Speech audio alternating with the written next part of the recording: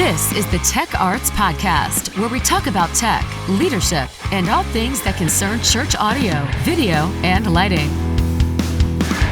Welcome to the Tech Arts Podcast. My name is DL. Today is going to be an awesome episode. You don't want to miss a second of it because we have Todd Elliott, who is the founder of FILO, on today's podcast. Todd and I get into a discussion about the Sabbath day and burnout. Finding a day of rest for a technical artist is tough, especially one who volunteers on a weekend and works during the week. So we're going to figure out how to handle that on today's episode. Also, we're going to get into burnout.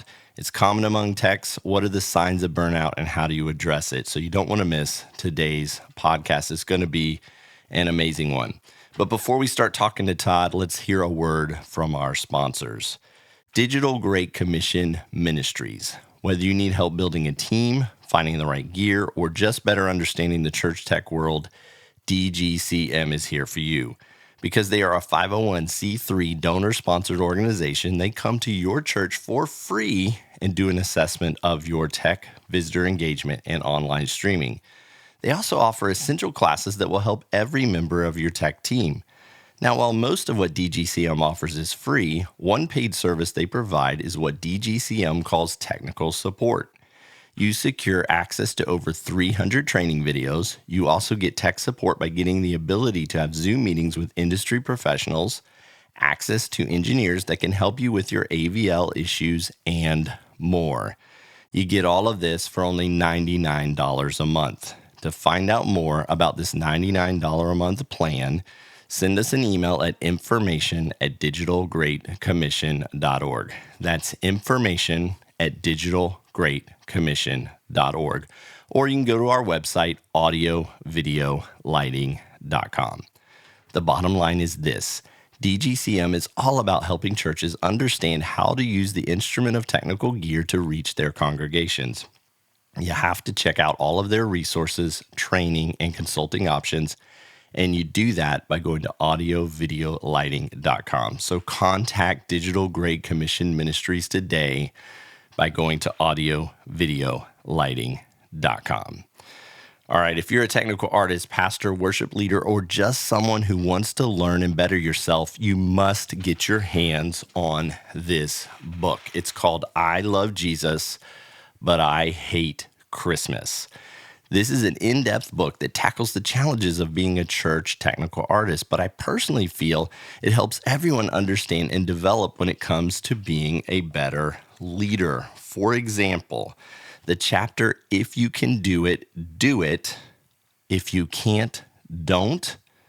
Great statements like that. Or this one, which says, don't say it's impossible, then turn around and do it. Or give yourself time to think. Don't respond immediately and be negative. These are life statements, not statements that just apply to being a technical artist. So be sure to secure the book today by going to philo.org or by going to amazon.com. Again, the name of the book is I Love Jesus, But I Hate Christmas. It's a great name for a book. You got to pick it up today.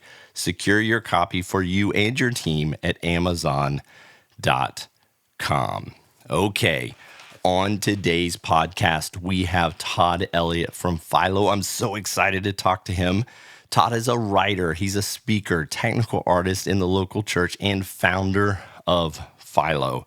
FILO was born out of Todd's need as a technical artist in the local church to be in community with other church tech people, to learn new ways of doing things, and to be inspired that what he did mattered. The more FILO-type people he met, the more convinced he was that these are things we all need. That's why FILO exists, to equip, encourage, and inspire technical artists in the local church to become the best versions of ourselves. Formerly the technical arts director at Willow Creek Community Church, he started FILO in 2015 to help other technical artists become more effective so that the local church can be more effective. In his free time, this one's a cool one. Todd enjoys being inspired by Winston Churchill speeches and visiting the grave sites of U.S. presidents. Please welcome to the Tech Arts Podcast, my friend, Todd Elliott. Hey, David, how's it going? All right. So listening to Winston Churchill speeches and visiting the grave sites of presidents, that cracked me up a little bit. But here's why it cracked me up.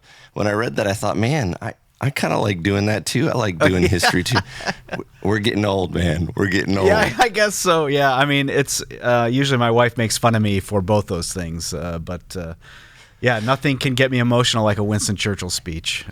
Yeah, he was a great speaker. I sometimes worry that the younger generation doesn't even know who Winston Churchill is, but he's a great guy to study. You should go read his speeches. He's got some good some good one-liners too. So he gets some good comebacks there. So there's got to be more out there that you do for fun. Come on, Todd, tell me, besides visiting presidential grave sites, what else do you like doing for fun? Yeah, I mean, what do I like doing for fun? Well, I mean, I love going on walks with my wife and dog. That's kind of a normal thing now. And I also really love European football, as we might say in the United States, soccer. So I have a couple teams I follow, so that's usually how I'm spending, Saturday morning. All the games come on, for us in the morning because they're happening at night in Europe. So get my games out of the way in the morning and, have the rest of Saturday. Yeah, so, Todd, with your Willow Creek background, I think everybody knows you're from Chicagoland. But tell us a little bit about your family. Yeah. So, I've been married for almost 30 years now to my wife. Her name is Bissy. With a B. Congratulations. Bissy. Yeah, thanks. That is a feat nowadays. That's right, yeah. I mean, I think we would joke that it's been 29 happy years, and that first year was pretty rough. So been married for almost 30 years, have 3 children, son Grant, 26, who lives nearby, a daughter Sydney, who's 24, also lives in the area, and then I have a son 20 who still living at home, but he's anxiously trying to get out as fast as he can. So you're almost an empty nester, right? Yeah, I mean, for as often as I actually see him, it feels like the nest is empty. But it's definitely a different phase of life for sure. I'm not sure what I expected it to be, but it's. I mean, the kids are out and doing their own thing, which doesn't make it any easier to be a parent. It's like you're still worried about your kids and want the best for them, and just a different version of it. My son's 15, but same thing when he's out. Even when he's out playing, I'm like, is he okay? Everything good? Can't imagine when he's out driving and kind of doing things on his own. Yeah, a full-time job and, having a car payment and living in an apartment. Yeah, all those things. Just like, I hope they're okay. But they got to grow up and learn, and so. They got to do life. That's right. The challenge is to let go enough to let them do it for themselves. So yeah. Well, I intentionally left this out of the bio, but and I mentioned FILO. I didn't mention what it stood for. So why don't you tell everybody what FILO stands for, and I'd like to know, like, when did God lay that on your heart? I'd like to know a little bit behind it. I mean, people probably know what it is, but kind of tell us what it stands for and how it was laid on your heart. Yeah. So FILO stands for first in, last out, which is an accounting term if you're an accountant, or if you're into supply chain logistics. It also comes from that. If you're a Marine or a firefighter, also something that you know very well. But somewhere along the way, it just I started writing a blog maybe in 2006, so going back a ways, and that was the name for the blog. First in, last out. And so just something that I felt was very descriptive of what we do in the local church. So if you're on staff or volunteer, you're kind of, you're the first one in, you're the last one out. No one really knows what you're doing or how you spend your time or how hard it is. But that idea of being first in, last out is something that I think all tech people can resonate with. When I think about, when the idea of FILO was laid on my heart, I would have to say this is also going back into the late 90s. So I was a TD at a local church, and I just felt like I had no idea what I was doing. I was leading people, which I didn't know how to do that, but also doing, technology things that I had no clue how to do some of those things, but I was the best person for it in my church. And back then it was duct tape and chewing gum, right? In the 90s, there was no the HD 90s, or anything. In the 90s, we had, how we talk about slides, like lyric slides and that sort of thing. When you talk about them now, you're talking about ProPresenter. Back in the 90s, they were slides. They were actually slides. Glass slides. Yeah. And I tell you what, we had a volunteer that was so good at following the worship leader with that slide carousel. Like she knew how to follow, like if he skipped a verse or whatever, she could find the next slide somehow. Anyway, that's like a whole nother podcast probably. Yeah. But the dating ourselves too. Right. It really, for me, it boiled down to I was just looking for who can I talk to that could help me figure this out. Somebody who's done it, who's further down the line than me. And so I just cold called a bunch of big churches. I think I called Information, so also dating me. I called 411, hey, give me the number to Saddleback or Willow Creek or whatever. Just trying to find somebody to talk to. And just felt a great sense of community with those people, and realizing that the people I did talk to kind of were dealing with the same things I was, but they were, 15 or 20 years ahead. And I decided it would be good to gather people. So I was in the Detroit area at the time, to gather all, people who wanted to get together, who were tech people, just to hang out and have community. And so in 2001, in February, I think it was, just like put out a postcard, also dating myself, to all the 200 churches locally, and I think we had 250 people show up. It was just like not what I was expecting, but I realized that here are all these people that are having the same challenges as I am, and they're all looking at our church thinking, oh man, you guys have it all together, and I'm just thinking, oh my gosh, if this is something I need, and here's 250 people who also need it, this is probably a bigger need than, just my own personal life. And so, I just started, that began kind of the idea of gathering tech people together to talk about stuff that matters, to just encourage each other.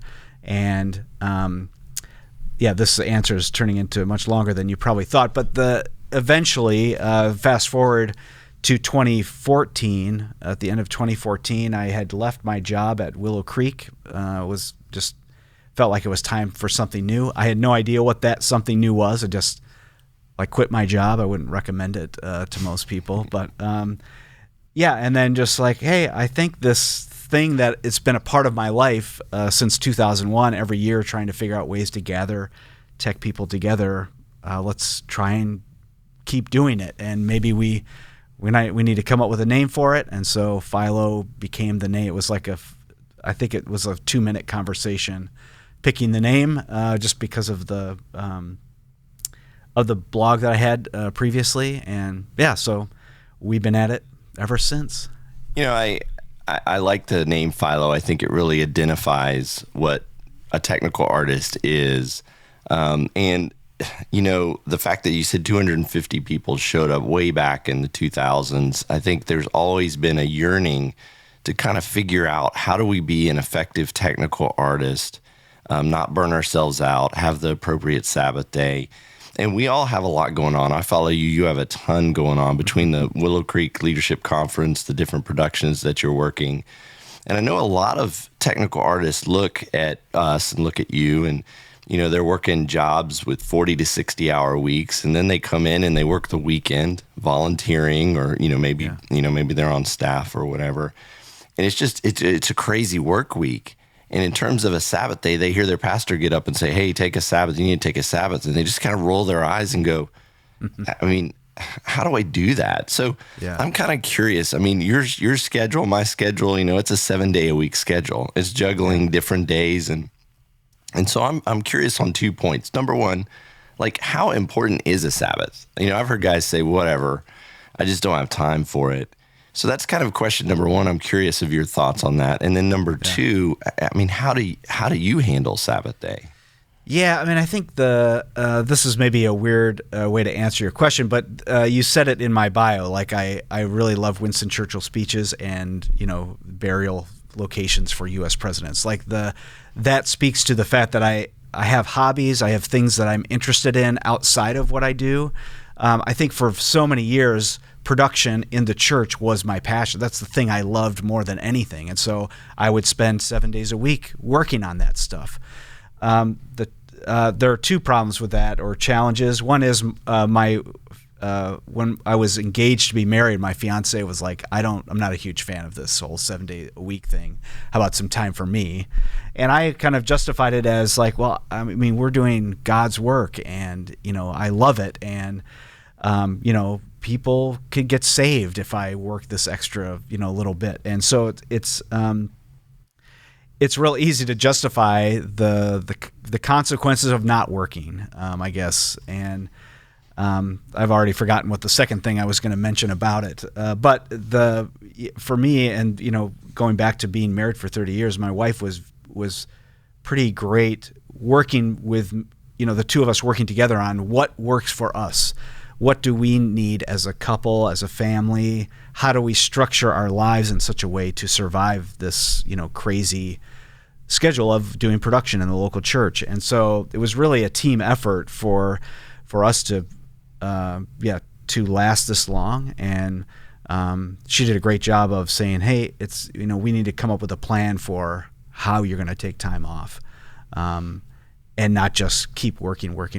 I guess I did think of the second thing I was thinking of is that if the thing you're most passionate about is the thing you're always thinking about, I feel like there's a benefit to thinking about something different for a while, to have something else that captures your attention, whether it's your family or another hobby, just to give your brain a break from thinking all the time about how I'm going to solve these problems and how I'm going to, there's a flicker on the TV in the mother's room, like how am I going to solve that?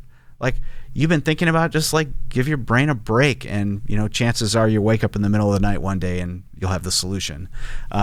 If you just give yourself a break. Yeah, I think you hit it there. I think it's resting your brain. I know people who will do a Sabbath day, stay up till 2 a.m, just work, what they consider fun stuff. But then they have to go back into work the next day at 8 a.m. and they're completely not rested. So I think you hit the key there. It's rest your brain. It's find things that allows you to disconnect. It's not laying in bed all day, and resting in terms of like sleeping all day. I mean, it's not necessarily that. And I think that's good to do every now and then. But I think it's really resting your brain and finding a day, a time period when you can do that and allow yourself a time to, that word disconnect in a way that's effective to allow your brain to rest. Yeah. Yeah. I mean, I think if you could take it even a step further, I think there's a book out there called Healthy Spirituality. Talks about Sabbath, taking a Sabbath, and they will take it to Pete Scazzaro is the name of the author. I was just like searching my brain for his name. He talks about just like only saying yes to the things that you want to on the Sabbath. That's what it means to him. Like, I don't know anybody who lives in a world where that's possible. Just with all the demands of family and whatever else, house projects or whatever. But there's something really interesting about that idea of how could I spend a day, doing the things that fill me up. If you had to pick a day, Todd, like what day is your Sabbath day? Mm-hmm. I would say currently it's probably Saturday, unless I'm working on Saturday, and then it's Sunday, unless I'm working on Sunday, or maybe volunteering on Sunday, or and so the challenge really is to make it a priority to say, oh, I'm working Saturday and Sunday this weekend, I'm going to take Monday as a Sabbath day. I think I'm in a little bit of a different place in that a lot of the life I live now, I'm maybe more in control of than I was when I worked at a church.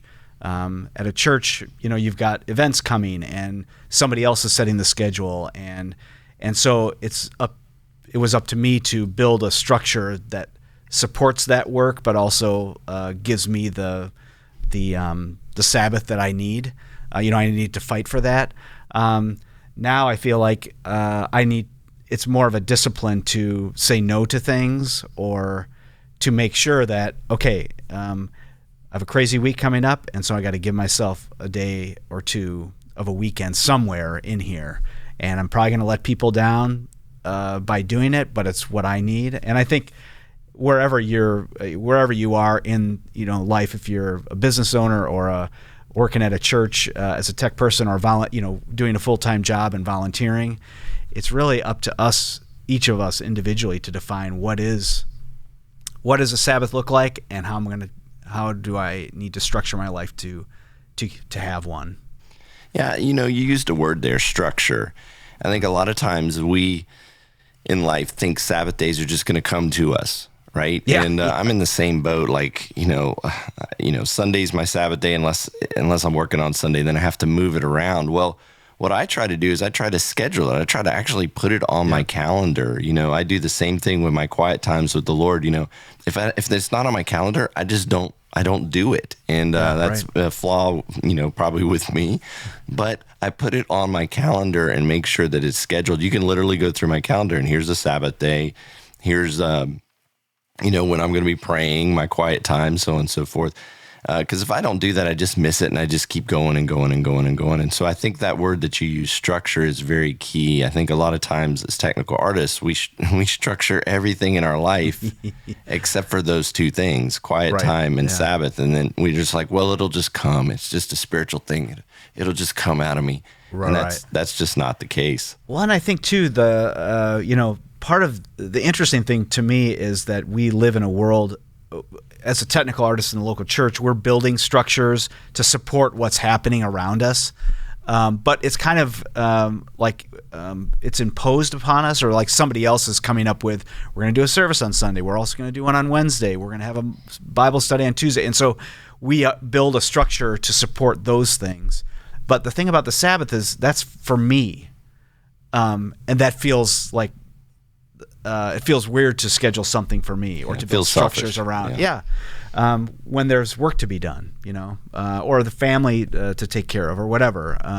I think it's just it feels selfish. Yeah, it comes across that way, but taking time for yourself, I think, is very important. It's biblical. That's why we even use the word Sabbath. So I think, you have to schedule that. You have to do your best. And look, there's going to be some weeks where it's going to get missed. It just happens. There's going to be, you're going to have those 10-day stretches pushing into Christmas, and, whatever the production is that you're working on, and you're just tired, but you have to take time after that to rest and recuperate. And somebody told me once, your son's only going to be 7 once, your son's only going to be 10 once. Family and that Sabbath time is very important. I would almost tell people, if you have a job that, like, for year after year after year is going to take your Sabbath day from you, or take your family time from you, look for a different job. Yeah. And it's a rough thing to say. And notice I said year after year. Yeah. There's time periods where you may go 3-month stretches where things are just tough and they are what they are. There's seasons. We get it. Right, for we sure. all understand that. But if it's just a constant grind, I think that's where you sometimes need to make a decision for yourself and for your family, because you'll never get those years back. I think too that I think it was Jack Welch, who used to be the CEO of General Electric. He did, maybe wasn't a perfect leader, but one thing he said was that, your boss or your leader wants you to live a balanced work, have a work-life balance that's healthy, but they also want you to figure it out.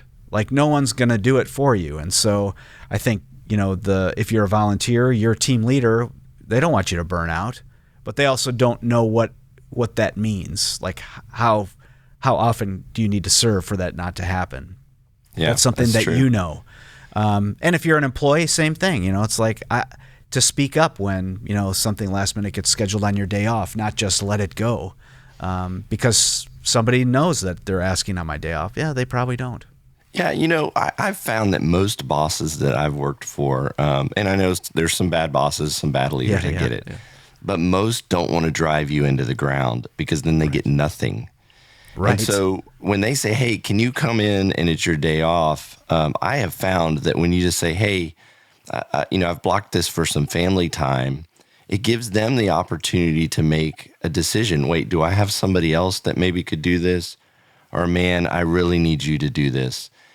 And if they hear themselves, most bosses I've worked for, if they hear themselves saying that 2 or 3 times a month, they reconsider what they're asking for. And a lot of times they'll go ask for more staff or more volunteers coming off of that. But if we don't say anything and we just do it, they are not put in a position where they can make a decision for what's best for you. Yeah, I love that. I love the idea that if you don't give your boss a chance to pull back the ask because it's your day off, then they have no idea that they're violating anything. And so to go into that making the decision together to say, hey, this is my normal day off. I have plans with my family. If you need me to come in, I will, but let's decide this together. Because otherwise, your day off is going to get violated every day of every week of the month if you don't say something. Yeah. And I think that's key. I think you have to, give that opportunity to your leaders to allow them to look out for you. And if they don't know, they just don't know. We don't know what we don't know. And they're going to continue to ask because the church doesn't stop. It's a 7-day a week, 7-day a week job. And we have to protect that. But, I think just one more thing on that, like if giving your boss the opportunity to actually violate your Sabbath on a weekly basis, like give them that opportunity. If that's the kind of boss they want to be, then you need to make a decision about maybe going somewhere else versus how I think a lot of us, or how I did it, was I just never gave them the chance to make that choice. Yeah. But like you said, pretty much every boss I've worked for, they're like, yeah, no, let's, I don't want to be violating this all the time. Yeah. What's interesting is if it is violated all the time, if you're not able to have a Sabbath day, what's interesting is I haven't come across a technical artist, and maybe they're out there, but I haven't come across one that's like, I hate doing what I'm doing. Right, everybody's like, this is my passion. This is what I love doing, but I just get tired. And they put 100% passion into it. And I think we know that when you do that, that can lead to burnout. And you mentioned the word burnout when you were talking about Sabbath and rest and kind of working with your wife to kind of figure out what that day is going to be and how it's going to look like, talking to your boss, pushing back a little bit in a professional way to say, hey, this is my day. But, a lot of young technical artists don't get that, and they just go. This is what I want to do for a living. I want to make, money doing this. This is what I want to do. They have 100% passion, and it starts to lead to burnout. Yeah. So I'm kind of curious your advice on dealing with burnout. Yeah. That's a great question. As an example, so coming up in a couple weeks, I have, let me back up. August was very tough for me from a work standpoint of working crazy hours, not a whole lot of days off, just we all have those times. And then just, waking up one day and feeling like I just don't want to go to the office today, or I just need a break. And so my wife was like, do we need to be concerned about this or what? And so I guess the first thing is that, my wife is still in it with me, noticing, okay, you're little shorter with with me and with the kids as far as your temper goes, and that sort of thing. An accountability partner. I mean, she's kind of helping you.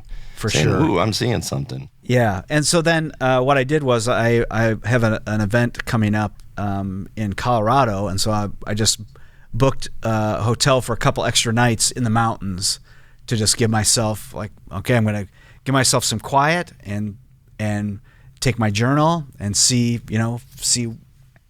what God has to say to me in the quiet, and just making time. I probably don't do it as often as I should, but a couple times a year, just being still and asking God, am I doing what you want? Is this your plan for my life? How could I do it more effectively? Just asking bigger questions than I'm just going from thing to thing to thing to thing, but trying to learn how to be still to hear God's voice, but also how do I be more strategic with the time I do have? Yeah, I think there was 3 things there I heard. One, accountability. You have somebody in your life, and I think if you're not married, have somebody in your life who can help you be accountable for your attitudes and for what you're doing. Second thing is you mentioned kind of getting away. I think that's an awareness of what all is going on in your life, getting away and, in your case, journaling and writing down, hey, what do I got coming up? What's going on in the past? How have I handled this? You're kind of being self-aware. I think self-aware is a term that, is lost on today's society, but being self-aware of how you're coming across and what's going on inside of you and how you're interacting with the Lord and at that moment and at that time, which is allowing you to identify, am I starting to burn out? Yeah. Yep. Yeah. I mean, I think it's a little bit counterintuitive to how I used to think about doing work. Working 7 days a week, just cranking out the work. The reality is that I can be a much better version of myself if my life is paced at a sustainable rate. If I'm taking a Sabbath once a week, or if I'm getting away to think about things that are bigger than just the task that's right in front of me.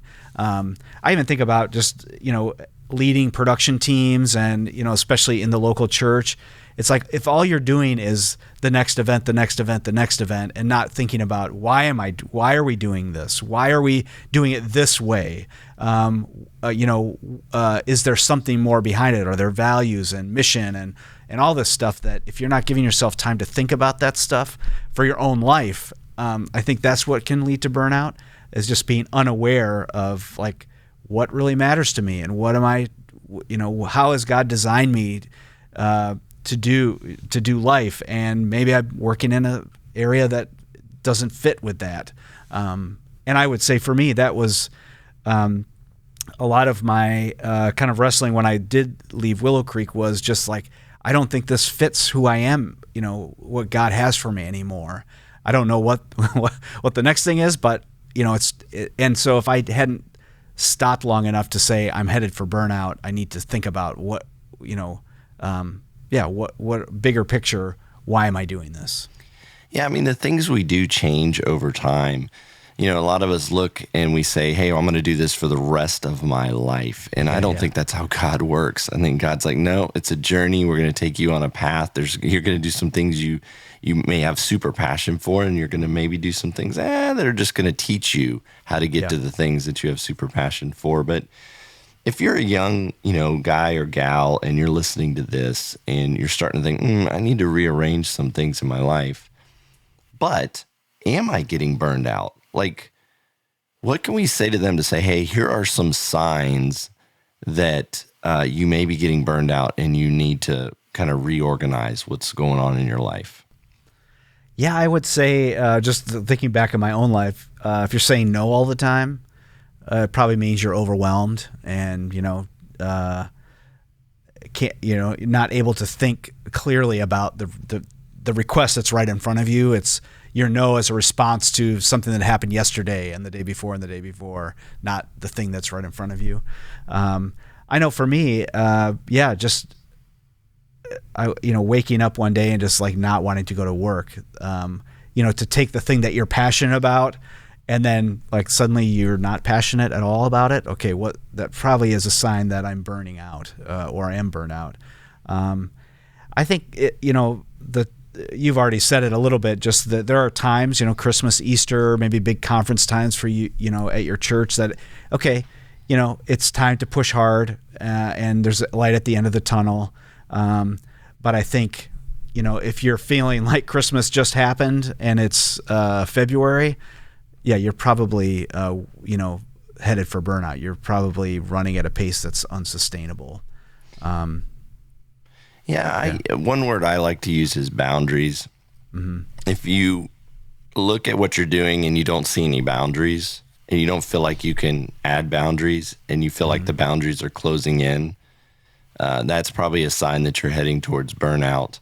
And what I mean by that is there's a difference between working hard and working all the time.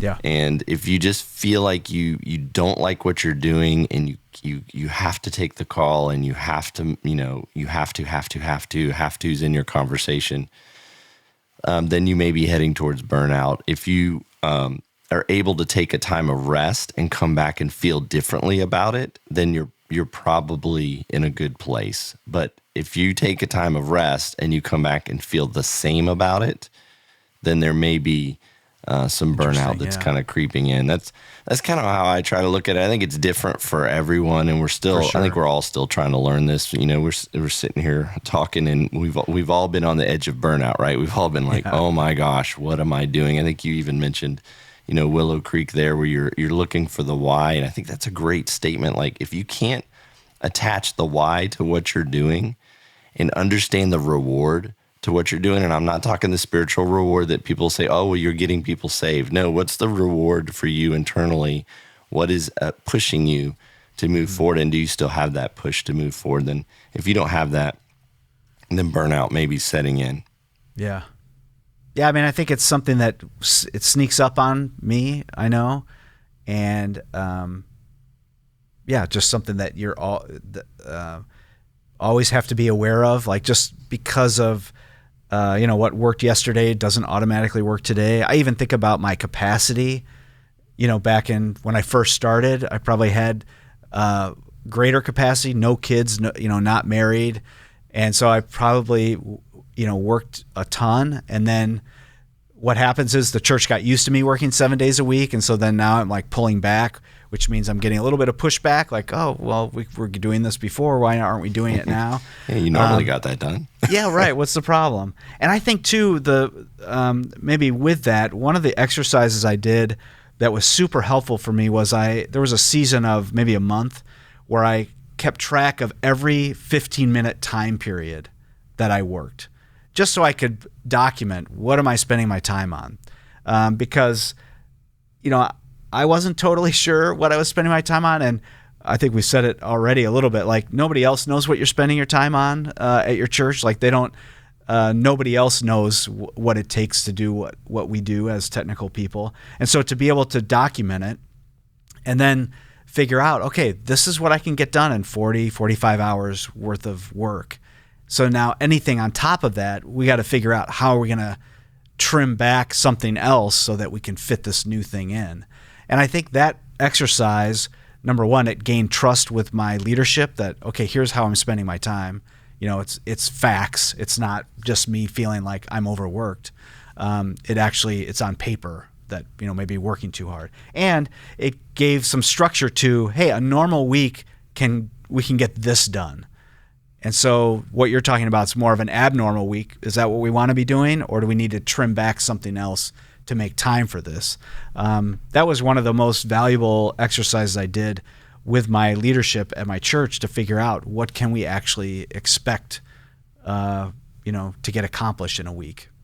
Yeah, I think that's a great exercise. I've done that with staff members that have worked for me, or I've said, hey, I want you to track for the next 2 weeks everything that you're doing. I've done that for my boss. That's actually where I got it from. I had my boss come to me one day and say, hey, for the next 2 weeks, I want you to track, everything that you were doing. And I was on the edge of burnout at the time, because I remember my response being, even when I go to the bathroom, and I realized as it came out of my mouth, I was like, oh, yeah, okay, I need to track some time. I'm getting a little tense here. Yeah.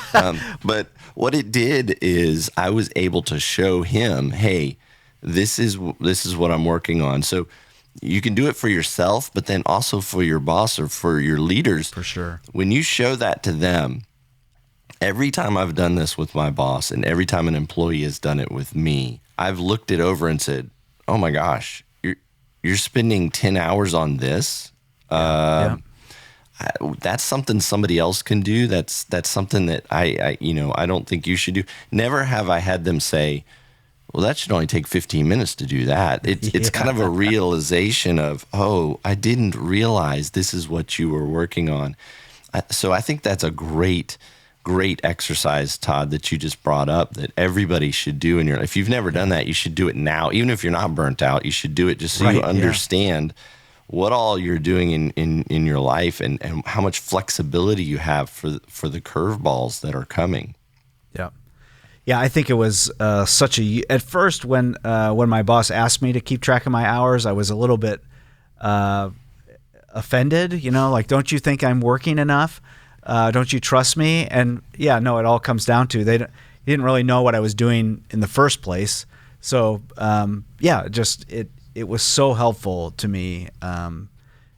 Yeah, and you know what? The other thing made me realize, like, we could work 24 hours a day, 7 days a week, and still not get it all done. And so, why not stop at 40, 40 hours or 45? Yeah.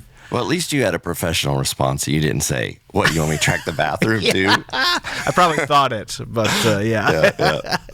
Yeah. Well, Todd, hey, in the beginning, let me check. Let me go back to the beginning of the Bible here. No, I'm kidding. Okay.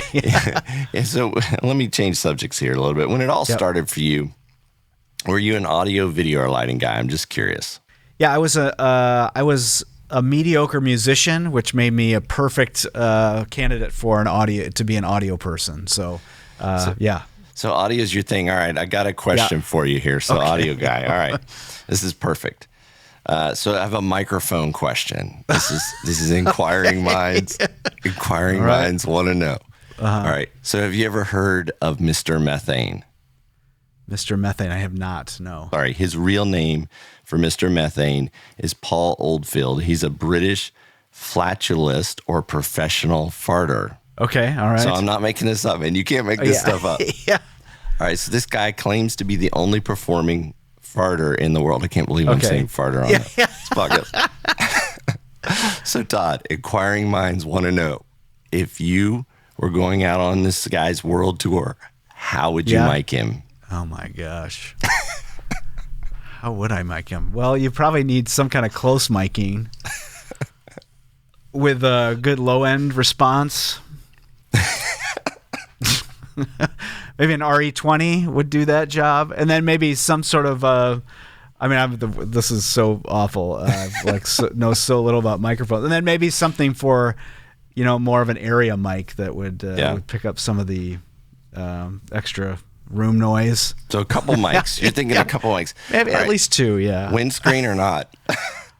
Oh my gosh! I mean, I'm trying to think of what do you do with that mic after the performance? You gotta you gotta sanitize it or something? Yeah, it's definitely a windscreen, probably, right?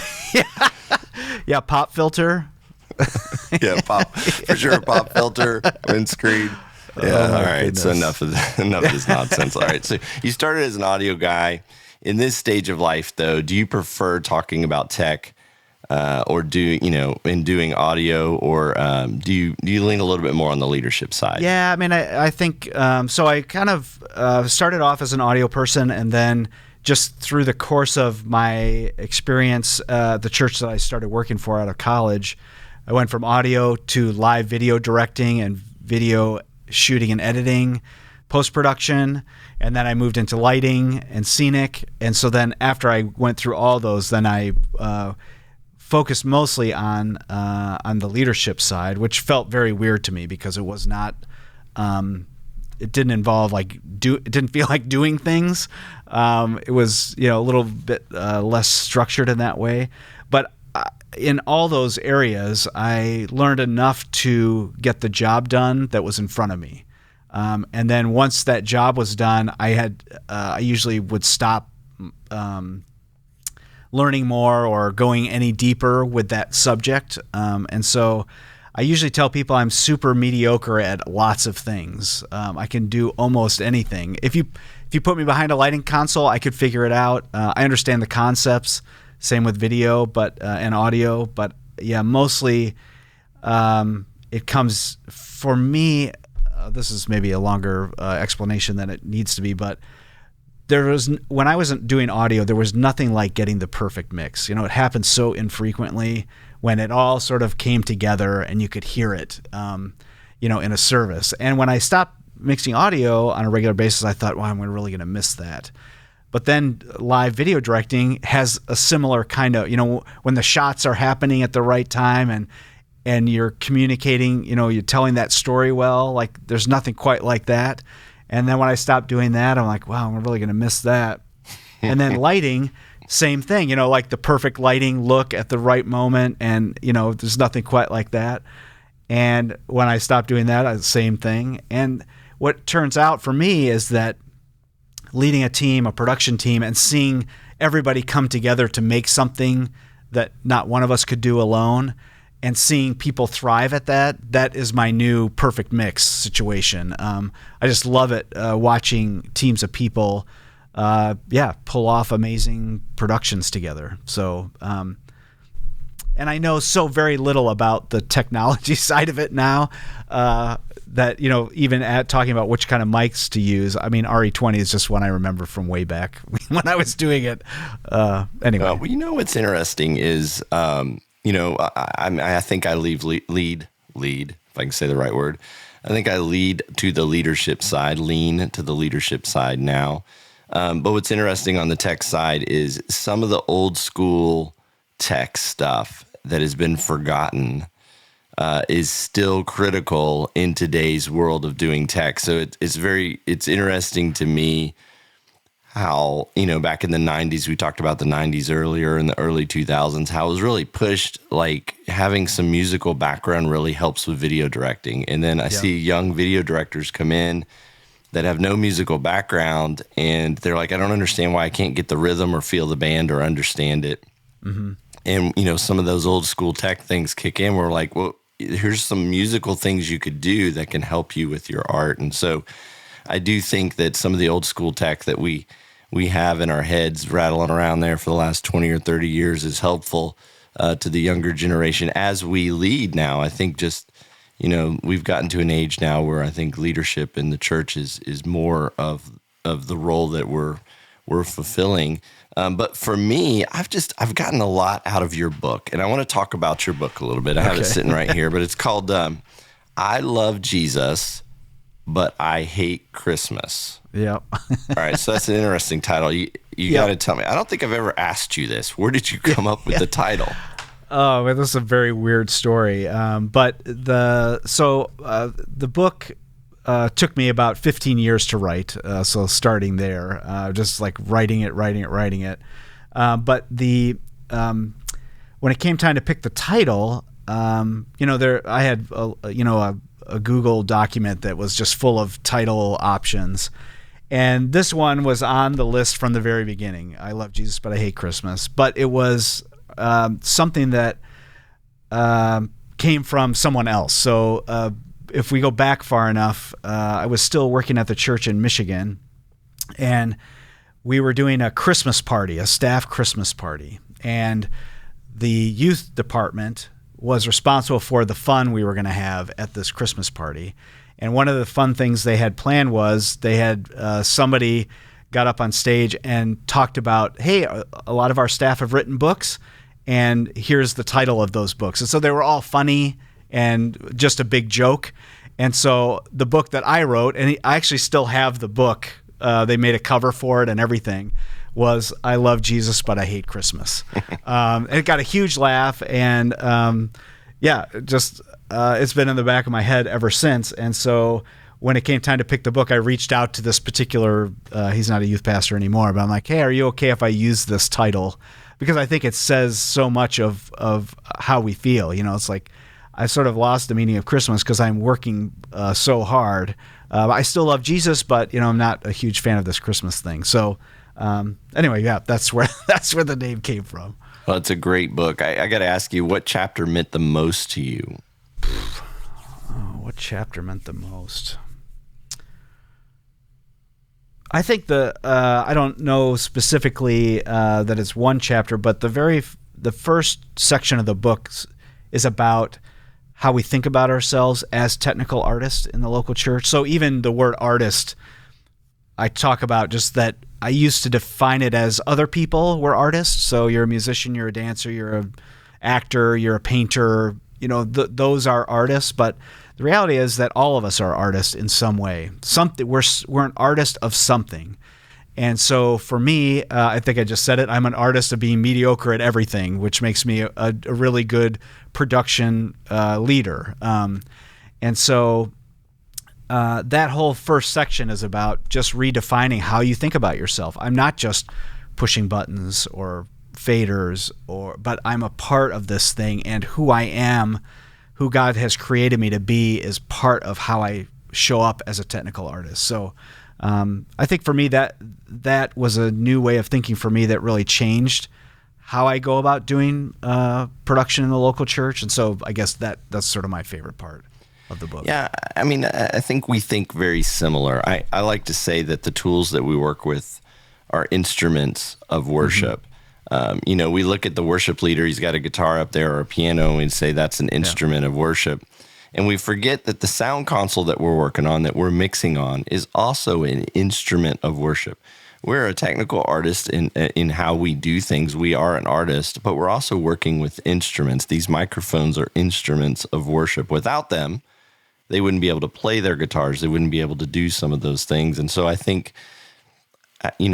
everything we do is to glorify God with our instruments that we are given. And in our case, we're not behind the scenes people. We are the scene. We're actually creating the scene with our instruments of worship, which is, the cameras and the lighting consoles, the audio consoles, and so on and so forth. Those buttons are the same as tuning a guitar. It's, quite literally now, even with waves, that is what you're doing on your console. Right. It is an instrument. We are an artist. So I think that's a great way of phrasing it. Yeah. And I think too, just even, some people are artists at soldering cables. That's not my thing. Some people have a great ear for music. And they should be, mixing. Some don't, but understand how the console works. Maybe they shouldn't be mixing, but, helping repair stuff. I think, everybody has something that they're, God has given them a gift in. And so how can each of us leverage that for his kingdom? Yeah, I agree. So I'm going to give a shameless promo here. If you're a technical artist, a pastor, worship leader, or just someone who wants to learn and better yourself, you got to get your hands on this book. It's called I Love Jesus, but I Hate Christmas. It tackles the challenges of being a church technical artist, but I personally feel that it helps everyone understand and develop when it comes to being a better leader. So, for example, the chapter, if you can do it, do it. If you can't, don't. It just has some great statements. And just some great statements there, like don't say it's impossible and then turn around and do it. Or give yourself time to think. Don't respond immediately with a negative. Those are just some of the one-liners out of this book that I feel are life statements. They're not just statements that apply only to a technical artist. So be sure to secure this book. You can get it at FILO.org, right?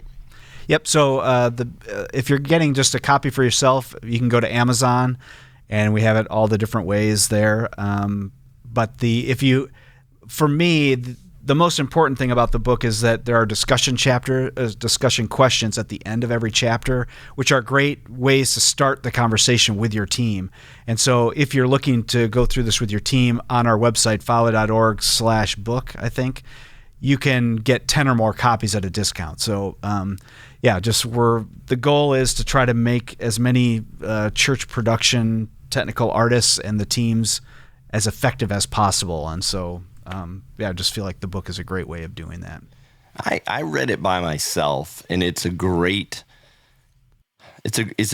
read, even if you're doing it by yourself. But like Todd said, it is designed to incorporate the team into the book and to kind of bring the team together and help them understand some of the things that are going on as a technical artist and how to navigate those. I also wanted to tell everybody that I'm giving away one of the books for free. I'm not giving away my book. But I'm going to give away one of these books for free. Yeah, so all you have to do is text AVL to 22828. So that's the letters AVL.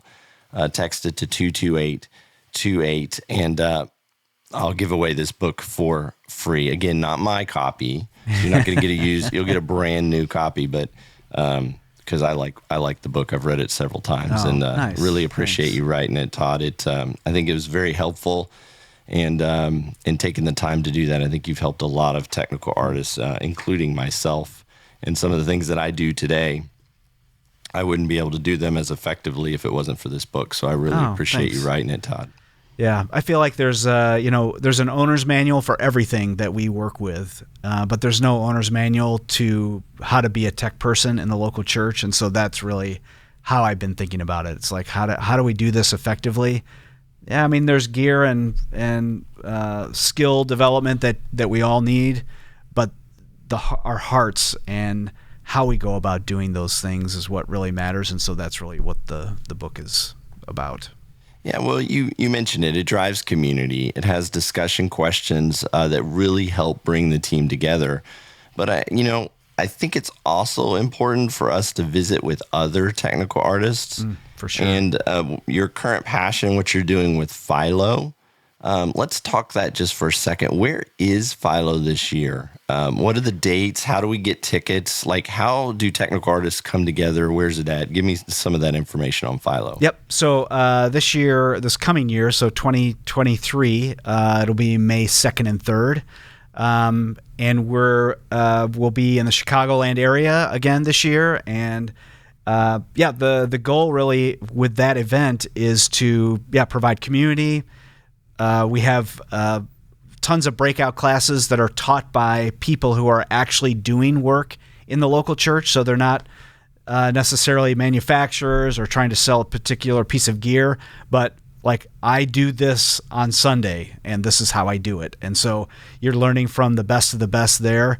And then our main sessions are really a chance hopefully to inspire. So like, everything we do is geared towards the technical artist. So I don't know about you, but I've been to a million events where I feel like they're talking to someone else, not to me. And I'm usually working it, which is also probably why I feel that way. But this is, you get to sit in a seat. You get to be a regular person. You don't have to worry about anything.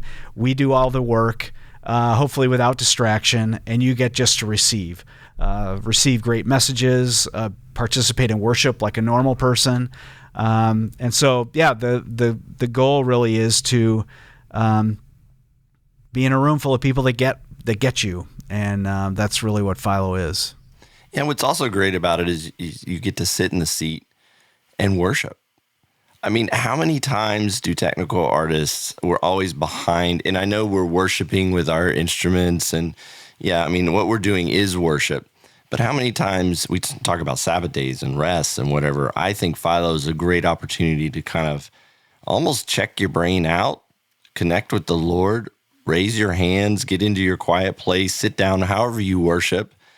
It's a good opportunity for that to happen because you guys do worship on stage, on the platform for everybody in the audience. And I've people have told me it's just a great opportunity to disconnect from what you're doing at your church and actually worship with the Lord. I think that's one probably key difference between FILO and other technical conferences is that you tie that in really well.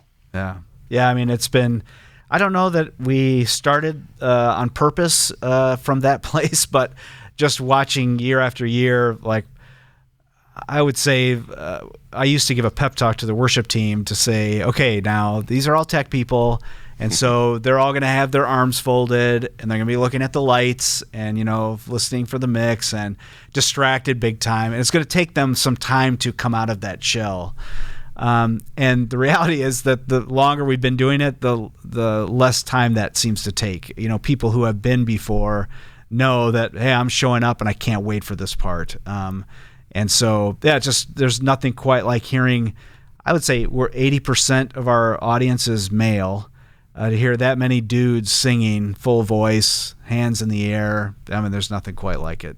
So, well, if you find yourself saying, I don't know what other churches are doing, I don't know how other guys and gals do this, I need to understand the community of technical arts, I need to be in community, I think FILO's a great place for you to attend. And so let me give you those dates again. And Todd, correct me if I'm wrong, but FILO 2023 is May 2nd and 3rd in Chicago. Mm-hmm. Yep. You can get the tickets by going to philo.org. Correct. Is that correct? Yeah. And if you're a technical artist, this conference is a must. They have breakout sessions on audio, video, lighting, systems, leadership, and creative. So they cover the full gamut of where you're at as either a technical artist, and I would almost say as even a worship pastor, you could attend this conference and get something out of it and kind of understand your technical artist a little bit better. Right, for sure. The general sessions, Todd hinted at that a little bit, but I'm going to tell you they are power-packed with exciting speakers that will change your perspective and help you be a better person, leader, and technical artist. So make sure you go to FILO.org to secure your tickets today. Again, that's FILO, FILO.org. Todd, man, it was awesome having you on the Tech Arts Podcast. Yeah, Thank you so much for being here, man. Yeah, thanks for having me. It was fun to, we don't hang out that often anymore, so it was good to spend some time together. I'll never forget when you took me to lunch up there in the Chicagoland area, and I was thinking Dallas was the biggest place in the world, and then I went to Chicago, and I was like, holy cow, this place is huge. Willow Creek is an amazing facility, and Todd, he took the time to show me everything and kind of breathe into my life, and I'll never forget that, Todd. So maybe I can return the favor if you're in Dallas, or if I'm up there in Chicago, I'll definitely take you out to lunch. But again, perfect. Thank you for coming on. Thank you for the wisdom. Thank you for being who you are, man. I don't know if people tell you this, but you were an inspiration to me, and I know you're an inspiration to a lot of technical artists, and God has really placed a hand on your life, and you're really helping. I've said really 18 times now because it's true. You are really helping technical artists be better people, and I just want to thank you for that. I don't know if anybody said that to you recently, but thank you for being who you are and what you're doing. Oh, I appreciate it. Yeah, I think for me, I think I said it way in the back at the beginning that so much of this is based on the things that I need in my own life, and if I need community, if I need to get better at my skill, if I need to be inspired, probably other people do too. And if I can help do those things for people, then that's what I want to be about. So yeah, just thanks for saying those words. I appreciate it. Todd, you are appreciated, and you are an inspiration to all of us. Let me leave you guys with this. Just because you are the first one in and the last one out doesn't mean you have to be lonely in this endeavor and be the only one in and the only one out. It's time to start doing tech together and finding our community. There is a group of people who know your struggles and can help you be a better technical artist. FILO is one of those organizations that helps you find community and take the next step as a leader, all while staying on top of the latest, greatest, and coolest gear. Blogs, books, podcasts, resources, and coaching. FILO is much more than just a conference. Go to philo.org today. You won't regret it.